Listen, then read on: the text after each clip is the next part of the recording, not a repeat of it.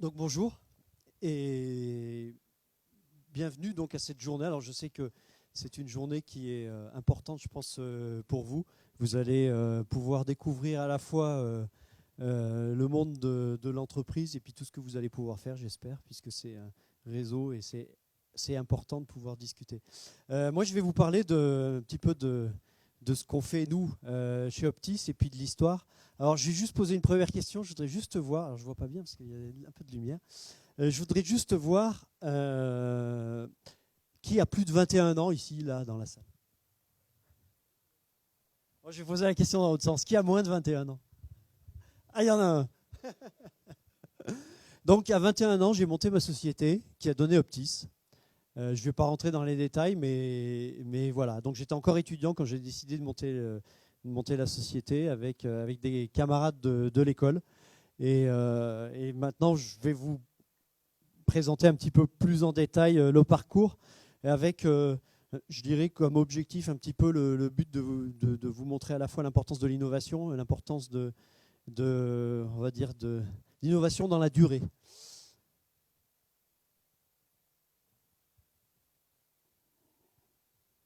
Donc, première phase, la création d'entreprise.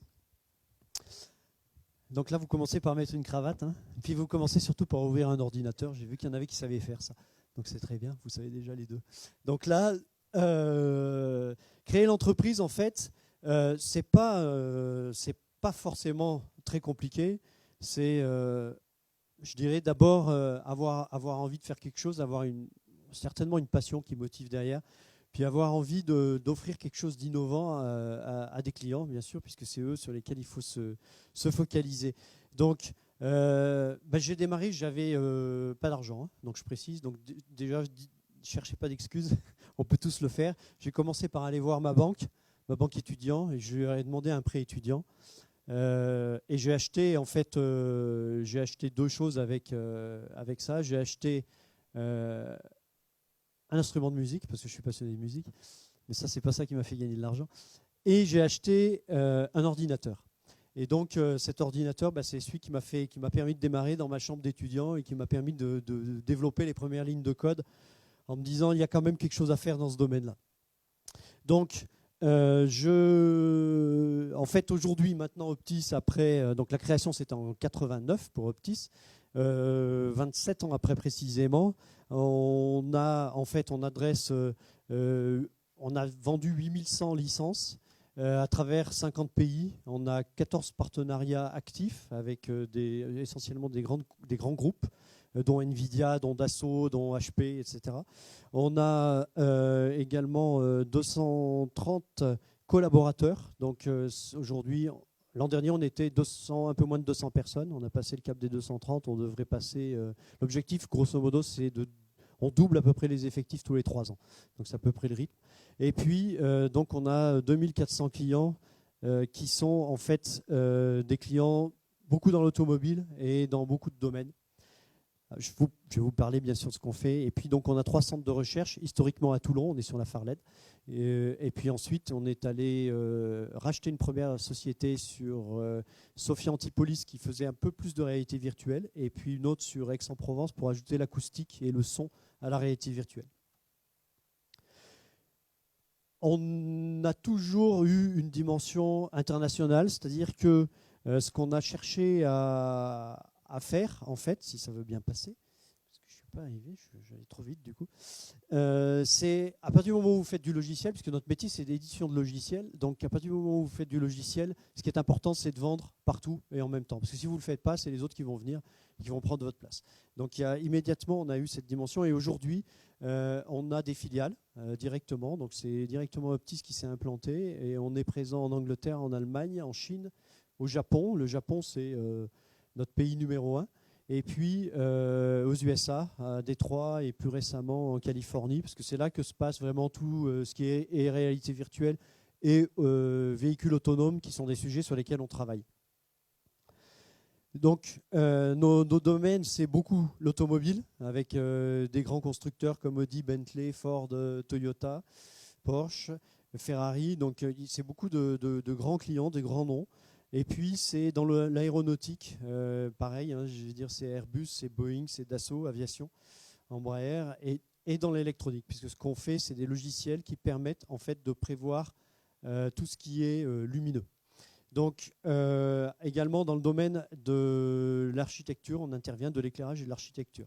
Donc ça, c'est les références, et c'est pour vous montrer qu'en partant de rien, on est capable d'adresser des gens que vous connaissez tous, et d'être vraiment au milieu et au cœur même de leur projet. Donc comme je vous disais, les débuts, comme vous, même pire peut-être, 87 dans la chambre d'étudiants, j'ai démarré avec un ordinateur et un instrument de musique, donc comme je vous disais. Et en 90, j'ai monté Optis dans ce truc-là, donc dans un Algeco, ça s'appelle, qui était sur le terrain sur lequel on est à la Fardel. Et donc en 2016, on est toujours au même endroit, mais il y a le palmier qui a poussé depuis, donc ça a un peu changé. Ça fait un peu plus Californie. Là, moi, je suis grenoblois, donc la raison pour laquelle je suis venu dans le sud et m'installer dans le sud, c'était vraiment l'attrait pour le cadre de vie, parce que je considère qu'on est beaucoup plus créatif et innovant quand on est dans un environnement sympathique. Ensuite, ce qu'on fait, vous voyez, hein, l'évolution, c'est qu'à gauche, c'est notre premier logiciel, c'est celui qui nous a permis vraiment de démarrer. Pour faire simple, c'est un logiciel de pompage laser. Donc, je pense qu'il n'y en a pas à qui ça parle. Alors, en fait, un laser, vous amplifiez la lumière, c'est un amplificateur. Et donc, pour amplifier la lumière, vous avez besoin de faire parcourir de la lumière plein de fois, ça s'amplifie. Et au final, vous avez un laser à haut rendement. C'était le but de l'outil ici de simulation. Et puis, aujourd'hui, on est passé à la réalité virtuelle et les simulateurs. Alors, c'est quoi le lien entre les deux ? Le lien, c'est la simulation optique. C'est-à-dire que ce qui va nous distinguer de toutes les autres solutions, tous les autres éditeurs, soit qui font des images de synthèse, soit qui font de la réalité virtuelle ou des simulateurs, c'est que nous, on part vraiment de la lumière. Ça veut dire que, en fait, on est beaucoup plus réaliste, et on est réaliste, et nos clients prennent des décisions sur nos logiciels. Alors, juste pour vous donner une idée de ce qu'ils gagnent, c'est quand vous faites un prototype virtuel comme ça, et que les clients comme Bentley prennent des décisions, ils économisent à peu près 500 000 € à chaque fois qu'ils allument le logiciel. Donc ce sont des logiciels qui coûtent entre 50 000 et 200 000, voire 300, 400 000 euros. On est monté récemment à 800 000. Donc c'est des logiciels de simulation, on fait de la physique derrière ça, même si le rendu qu'on a, c'est de l'image de synthèse derrière. Là, encore une fois, la force de la solution, c'est la valeur que ça va amener et le retour sur investissement que va avoir le client.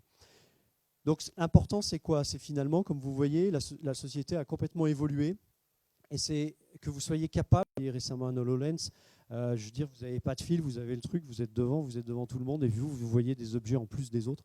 C'est quand même assez fabuleux. On peut imaginer beaucoup de choses là-dedans. Donc les opportunités, elles existent tout le temps. Ce qu'il faut, c'est savoir les repérer, et ça, c'est à vous de le faire pour pouvoir rentrer.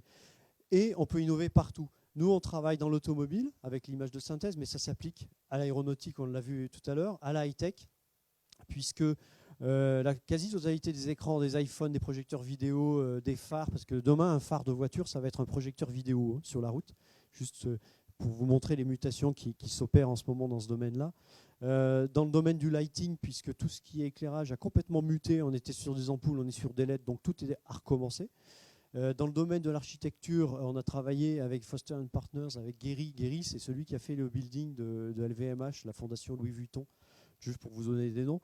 Donc, on a travaillé sur le siège social d'Apple. Donc, c'est vraiment des sujets, à partir du moment où vous maîtrisez quelque chose de différent des autres, vous pouvez aller à des endroits fabuleux.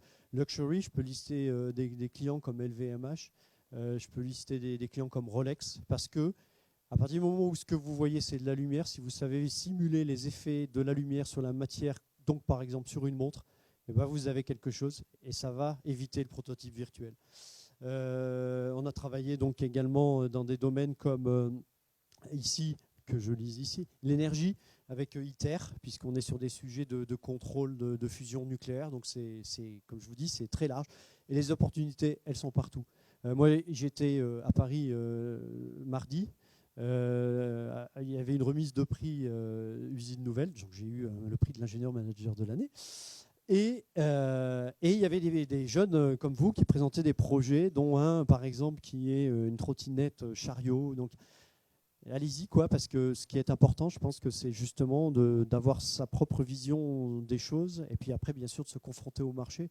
Mais c'est important de se lancer et d'avoir de l'audace, et puis de s'entourer, parce que je pense que ça, c'est aussi quelque chose d'important. Puis voilà aussi le genre de projet sur lequel on travaille aujourd'hui. Comme vous savez, il y a plein de nouvelles idées avec le véhicule autonome, il n'y a plus de conducteur. Donc typiquement, là-dessus, on travaille sur ça, c'est réel, et c'est des véhicules du futur. En Californie, il se passe beaucoup de choses, et il y a vraiment des projets avec des sociétés qui n'existaient pas, que ce soit Tesla, plus récente qui est connue, mais Faraday, Next EV, etc. On travaille avec tous ces gens-là. Donc, la clé, c'est l'innovation. L'innovation, c'est un petit peu, je vais dire, la face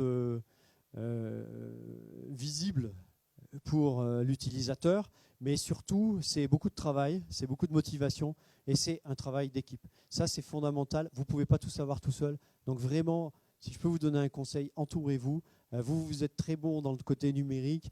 Moi, je voyais hier, mardi, des ingénieurs dans des écoles d'ingénieurs qui sont très très bons techno, mais quand il s'agit de présenter la chose, c'est un autre métier. Quand il s'agit de le vendre, c'est encore autre chose. Donc ça, c'est important. Le deuxième, c'est être passionné, parce que je pense que c'est ce qui est le moteur et ce qui va vous permettre de dynamiser le tout et de pousser toute votre équipe à aller dans le sens que vous voulez. Et troisième, c'est rester étonné, parce que ça, je crois que c'est vraiment important d'observer, de regarder tout ce qui se passe autour de vous et puis d'en être acteur. C'est-à-dire d'être spectateur, c'est une chose, mais surtout d'essayer d'en être acteur. C'est encore plus important. Comme je vous l'ai dit, entourez-vous, parce que vous allez beaucoup plus vite, parce que vous n'allez pas avoir les mêmes idées, parce que vous allez vous confronter, je veux dire, la critique, c'est important, c'est un moyen vraiment d'avancer. Pensez grand. Ça, je crois que c'est important. J'étais à un meeting BPI France. Donc BPI France, ils soutiennent des projets. TVT aussi, alors je n'ai pas dit, je fais partie de TVT bien sûr depuis le début, depuis 89, puisqu'on a le même âge avec Patrick.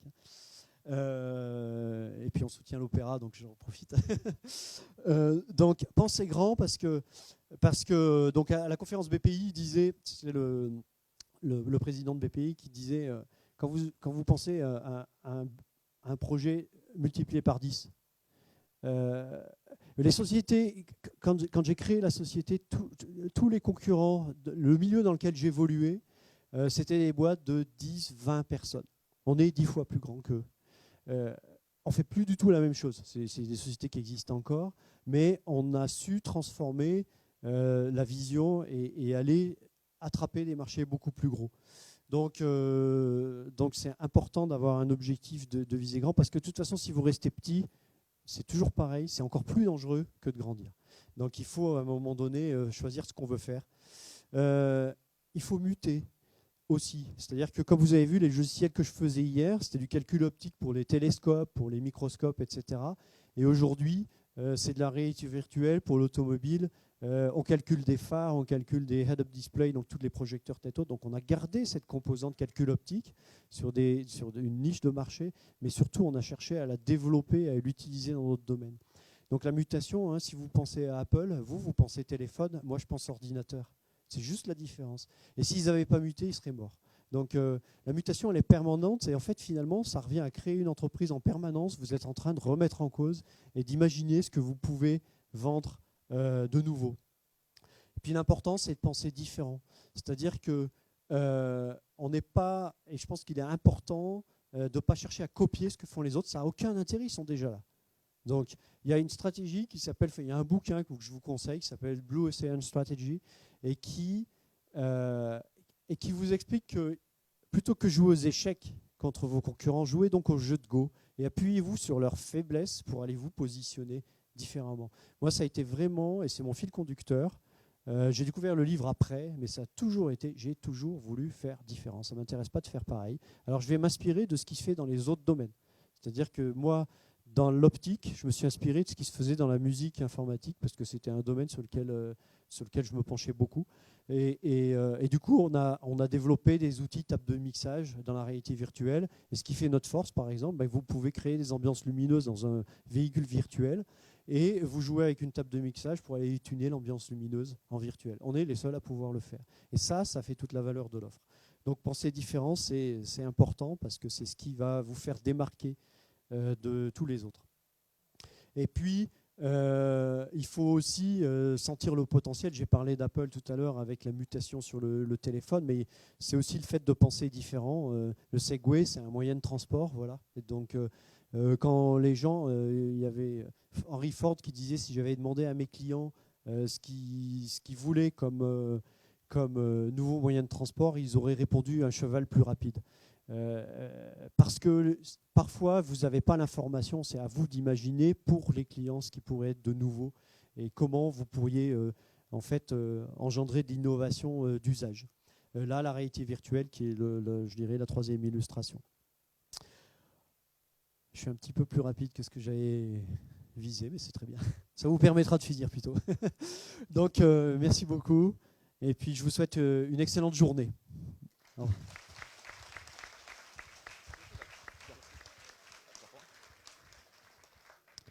Merci beaucoup.